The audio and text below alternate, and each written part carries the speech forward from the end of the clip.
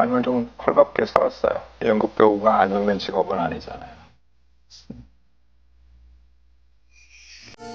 솔직히 말하자면은 벌었겠죠. 벌었는데 거의 뭐 적자예요 사실. 빚도 많이 있고. 우리가 몰랐던 그의 진짜 인생 이야기. 힘든 상황을 갖다가 애써 감추려다 보니까 약간 도증처럼 좀 심각한 상황까지 갔어요. 심각한 상황까지 갔고.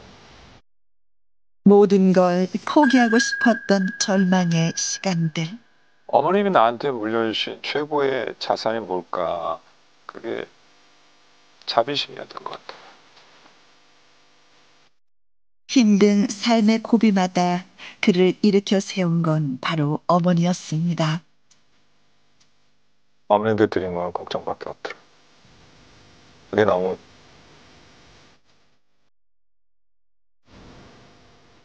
불러도 대답 없는 이름이 됐기에 더 사무치게 그리운 어머니.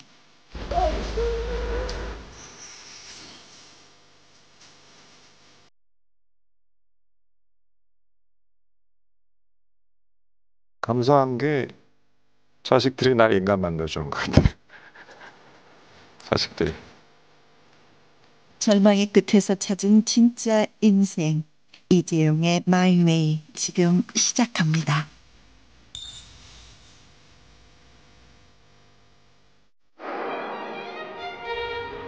지난해 연말 그를 처음 만난 곳은 영화배우협회 송년 모임이었습니다. 자주 볼 수 없었던 영화계 원로 배우들이 한자리에 모였는데요. 반가운 얼굴들 속에 이재용 씨가 보였습니다. 선배들을 일일이 찾아다니며 인사하느라 정신없는 모습입니다. 제가 내일 모레 60을 바라보는데 막둥이 거의 막둥이급이야. 70수를 훨씬 넘기셨는데 아직도 보면 몸이 저보다 더 정정하셔. 배우는 죽을 때까지 배우라 그러더니 관리 예사로 해서는 안 되겠다 싶을 정도로 제가 자극도 많이 받고 그래. 가장 평가를 받겠습니다. 시를 진행하고 있습니다. 저도 이제 원로 대접을 받습니다. 근데 이 자리에 오면은 제가 애입니다. 애 아주 많은 분들이 선배님들이 계시고 저희 배우협회를 위해서 건배! 상업 영화 데뷔는 억수당으로 했죠. 극장에서는 단관 1회 개봉했어요. 그러니까 흥행을 말을 할 수가 없죠. 하지만은 비디오 대회는 불티가 났다는 사실. 영화 배우로의 벌써 첫 먹었어? 발판이 된 곽경택 감독의 영화 억수탕 이후 연극 무대에서 쌓은 연기 내공으로 드라마와 영화를 종횡무진하며 개성파 배우로 자리매김했습니다. 최근 그의 명품 연기가 돋보이는 드라마 간택. 이른 아침부터 촬영 준비로 분주한 모습이었는데요. 아침부터 얼큰하다. 송진하고 알코올이 먼저 올라가고 싹 바르면 얼큰해요. 전하, 극중 그는 딸을 왕비로 만들기 위해 물불 안 가리는 좌회전 조흥견 역으로 열연 중인데요. 소신의 여식을 왕비로 들여주시옵소서. 카메라가 있으니까 좀 조용하지. 내가 새벽에 잠을 설쳤어. 지금 기운이 없어. 딸내미 왔죠. 아버님. 안녕 엄마야. 언니야.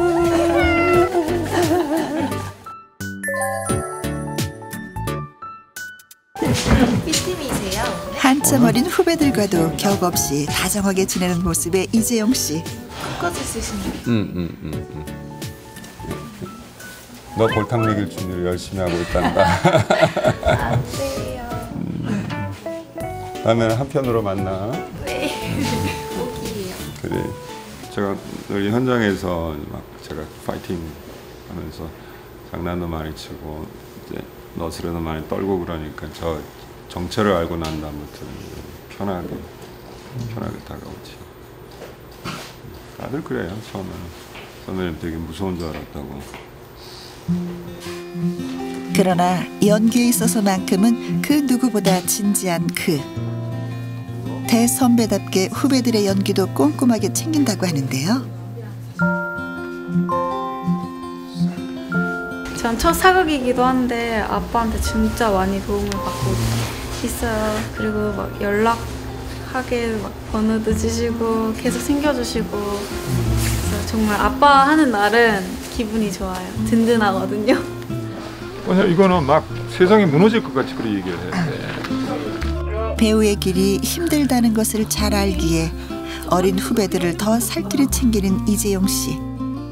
그 역시 무명 연극 배우에서 지금의 자리에 서기까지 결코 녹록지 않았기 때문입니다.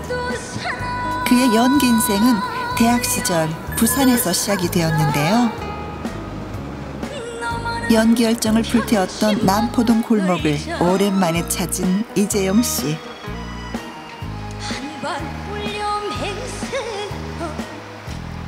바뀌었네 여기가. 지금 이 골목이 저한테는 굉장히 뭐 예술적 자양분을 갖다가 이렇게 섭취할 수 있는 그런 보고였죠. 여기서 이제 본격적으로 술과 가까워지는 것도 배우고. 네, 안녕하세요. 안녕. 공부 잘하고 총기 있는 아들이 당신의 꿈이었던 판검사가 되기를 바라셨던 아버지. 그러나 철학과 진학에 이어 배우의 길을 걷겠다고 하자 실망감을 감추지 못하셨다고 합니다. 편치가 않으시죠. 저를 바라보는 시선이. 그런데 이제 저희 어머님께서 항상 하시는 말씀이 술, 담배, 여자를 갖다가 일찍 알게 되면 사내가 앞길이 막막해지니까 너희들 함부로 하면 내가 너희들하고 인연을 끊고 되게 엄하셨어요. 근데 이제 제가 했던 첫 작업에 담배를 필 수밖에 없는. 그때 처음 담배를 배웠거든요. 근데 이제 옷에서 담배 냄새가 나니까 빨래하실 때마다 뭔가 낌새를 채셨을 거 아니에요. 근데 어느 날 이제 겉옷을 이렇게 걸쳐 입는데 보니까 양쪽 주머니에 빨간 담배가 한 갑씩 들어있고 돈이 5,000원이 들어있는 거예요. 그러니까 어머니께서 이제 당신께서 묵인하시겠다는 그런 처음 의사를 표명하셨죠. 자, 슬로건이 멋지다, 그죠?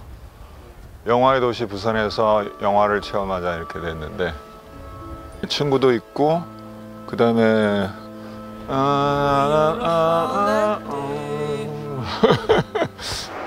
앞으로 배고픈 연극 배우로의 삶을 살며 어두운 터널을 지나고 있을 무렵 운명처럼 인연이 된 곽경택 감독. 그와 함께한 두 번째 영화 친구로 대중들에게 많은 사랑을 받으며 배우 인생의 전환점을 맞게 됩니다. 살면서도 양지를 더욱 밝고 환하게 해주는 게 건달 아이가? 제일 많이 들었던 얘기가 현역 아니냐, 어둠의 세계에서 실제 종사하고 계신 분이 아니냐 이 얘기를 많이 들었고, 또 실제로 그쪽 계신 분들이 저를 갖다가 이제 그 계열의 선배로 이렇게 알고 계신 분도 많이 있었고, 그래서 직접 도전장을 띄우겠다는 울산에 가고, 울산에 이제 뭐 이제 계열에 계신 분들하고 저하고 이제 굉장히 테이블이 가까웠어요. 그 두 분이 이제 하는 얘기가 바로 들리는 거죠. 뭐 맞아요. 맞는 것 같기도 하고, 이렇게 이제 몇 분 대화를 오가다가 야 맞다 야 진짜 잘 치는지 한번 시작해보가. 와 큰일 났다. 그분들은 이제 계속 저한테 시선으로 시비를 걸려고 그러는데, 그때 이제 저도 이제 이 눈길이 그렇게 이쁜 눈길은 아니었고 잘못기 때문에 이걸 저도 같이 쏘아봤어요. 같이 눈 안 떼는 거 있잖아요. 딱 부딪히면. 아마도 이런 느낌이었을 것 같죠? 쭉 깔더라고요. 그럼 무사히 지나갔죠. 속으로 얼마나 안도했는지.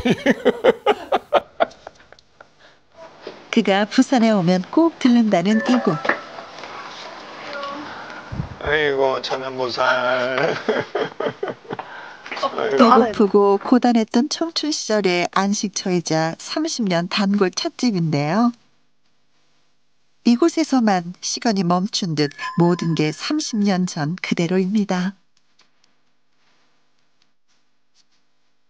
이게 1999년인가 기억되는데 제가 이제 부산 시립극단에서 배우로 활동할 때인데 그 리어 왕 셰익스피어 되게 잘생기지 않았어요?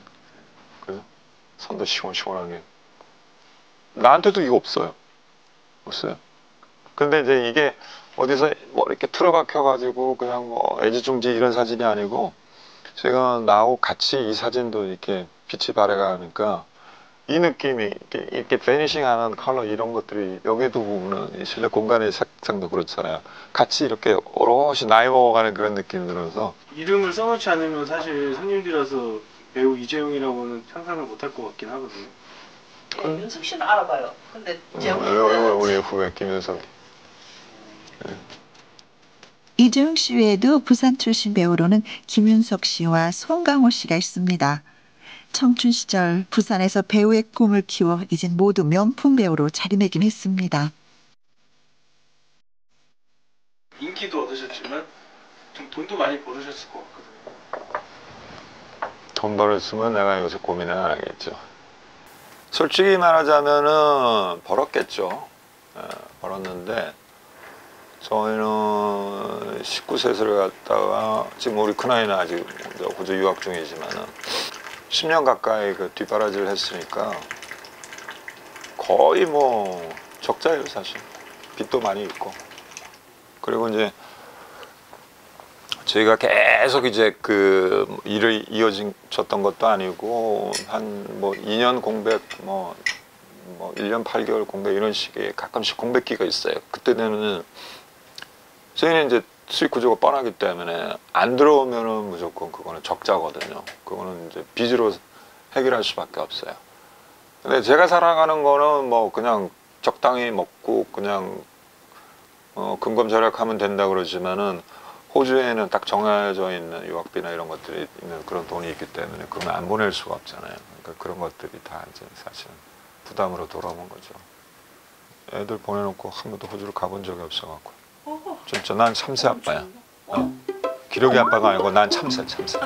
날개가 짧아갖고 호주까지 날아가지도 못했어. 유일하게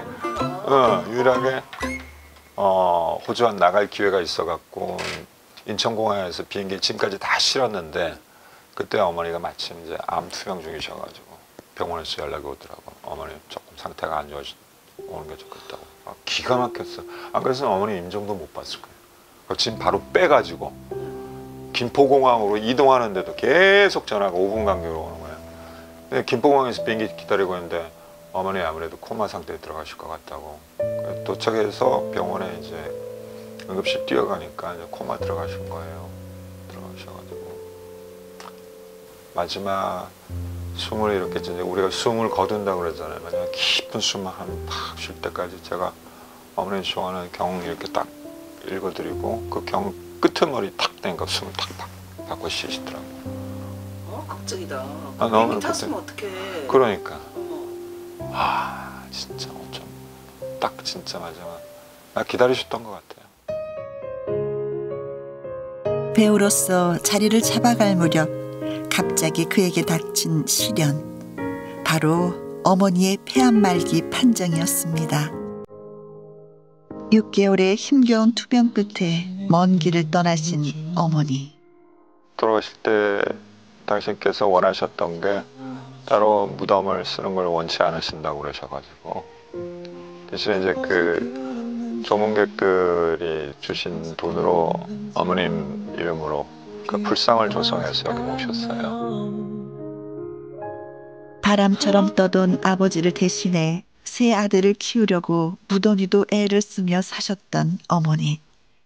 늘 자신보다 남을 먼저 생각하며 평생을 살아오신 어머니셨습니다.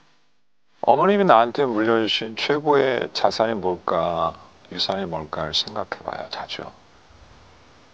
그게 자비심이었던 것 같아요. 저는 참 속 좁고 많이 이기적이고 그런데 당신도 그렇게 넉넉한 삶을 사신 분이 아닌데도 불구하고 힘든 사람을 보면 못 견뎌 하셨어요. 그건 뭐 베풀어야지 그냥 당신이 마음이 편하신 분이셨으니까 그걸 많이 떠올리게 돼요. 떠올리게 되고 삶의 힘든 고비마다 그를 일으켜 세운 어머니는 인생의 스승이자 든든한 버팀목이었습니다. 이 보면 제 어머님 성함이 있고 제 집 가족들 이름이 이렇게 있고 삼형제 중 둘째인 이재용 씨가 장자로 새겨진 데에는 특별한 사연이 있다고 하는데요. 큰형님은 조금 일찍 세상을 뜨셨고 저랑 어머니가 다르시죠. 다른데 이제 어릴 때 저희 어머니께서 이제 유년에 형님을 키웠는데 어릴 때는 조금 동네 조금 질 나쁜 형아들한테 이렇게 휩쓸려가지고 집을 나가고 나중에 뒤늦게 이제 중학교 때 집을 찾아와갖고 제 중학교 때 다시 만나고 인연이 이어지다가 조금 몸이 편찮으셔가지고 드라마 이산이 굉장히 고공 시청률에 전 스태프들하고 배우들 이제 단체 여행이 보너스로 주어졌을 때 어머님을 모시고 나갔어요. 그 코타키나발루 석양이 굉장히 아름다웠는데 그 배경으로 어머니랑 이렇게 찍은 사진인데 평생을 거쳐서 고생을 엄청 하신 분인데 그때 얼굴 여기도 보면 우리 어머니 이렇게 편안하게 웃고 계시잖아요. 되게 행복했던 기억 남아있어요. 그때 어머니랑 이렇게 두 분이 어떻게 이렇게 가시게 된 거예요? 해드린 게 없더라고. 걱정 말고는. 어머니께 드린 건 걱정밖에 없더라. 이게 너무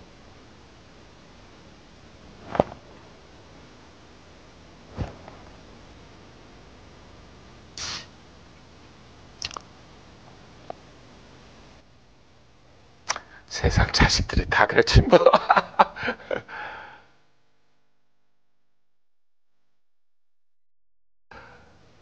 그런데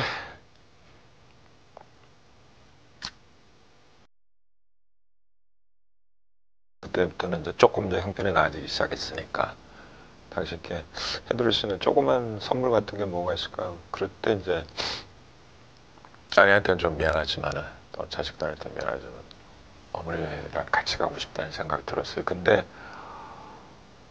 그 여행 안 했으면 저 진짜 후회 많이 했을 것 같아요. 그게 처음이자 마지막 여행이었거든요.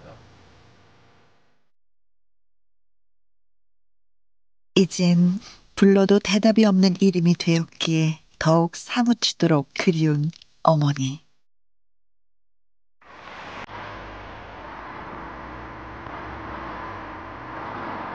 어머니의 깔끔하고 원칙적인 성격을 쏙 빼닮았다는 이재용 씨. 과연 주방 청소를 하는 손길에서 그의 성격이 고스란히 드러나는데요. 구석구석 야무지게 닦습니다. 일주일만 쓰면 그냥 부엌이 개판이네. 근데 정신이 드셨어요? 점심은 대충 먹었지 뭐. 지난해 가면은 내가 의모님으로 모시는 스님이 계신데 그 사찰 음식, 건강식단 뭐 이런 쪽에 조예가 굉장히 깊으신 어르신인데 그분께서 이제 한 끼 식사가 될 수 있도록 이렇게 음식들을 만들어 가지고 비닐에다 이렇게 보내주시기도 하고 그래 떡이 몇 개 남아가지고 떡으로 밥은 해 먹으려니까 귀찮아서. 사실 그는 일 때문에 부산에 있는 가족들과 떨어져 이곳에 혼자 지내고 있습니다. 20년이 넘었죠? 왜냐면 집사람도 밖에서 이렇게 일을 해야 되는 또 무용가예요. 무용가, 뭐 무용단체도 이끌고 이렇게 활동을 많이 하는 사람이라서 여기 올라오면은 주변에 아무도 없잖아요. 새롭게 적응해야 되고 그 나이 먹고 와서 또 애들 키우기도 자기 혼자서 불편하고 여러 저런 조건들을 따져보니까 제일 철안든 아들은 조금 혼자서 자립하는 자립심을 좀 키워라 그래서 있는 거죠. 아담하지만 오밀조밀한 살림살이로 꽉 채워진 그의 집. 건강을 위한 운동기구에서부터 벽 한 면을 빼곡하게 채운 책들까지 그의 정갈한 성격이 고스란히 스며 있는데요. 그런데 유독 건강 관련 서적들이 눈에 많이 띕니다.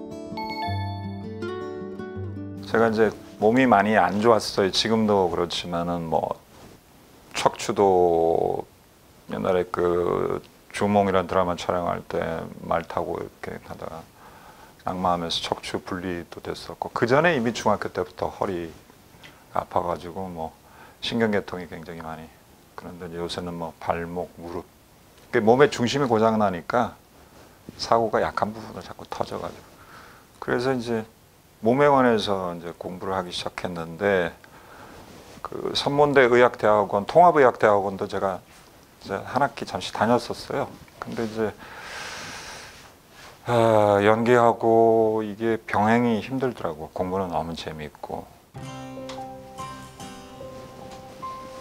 바쁜 스케줄 탓에 의학 공부는 포기했지만 재활운동은 게을리하지 않고 있다는 이재용 씨. 그다음에 이제 뒤에 내가 아킬레스건이 한 2번 끊어져가지고 근데 이제 이럴 경우 이제 이런 식으로 쭉 늘리는 운동도